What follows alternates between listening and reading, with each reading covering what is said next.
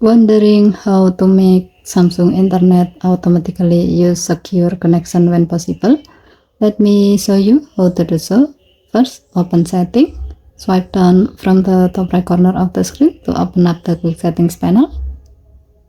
And then tap Setting icon. Scroll down the screen to find Security and Privacy. Tap Security and Privacy. Scroll down the screen. Tap Internet Privacy Protection. Scroll down the screen. And then turn on Switch to Secure Connection.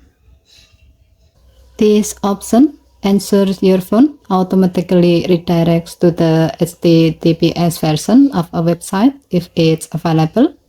With the setup, now whenever you visit a website using Samsung Internet, your phone will prefer the encrypted version, helping protect your privacy while browsing.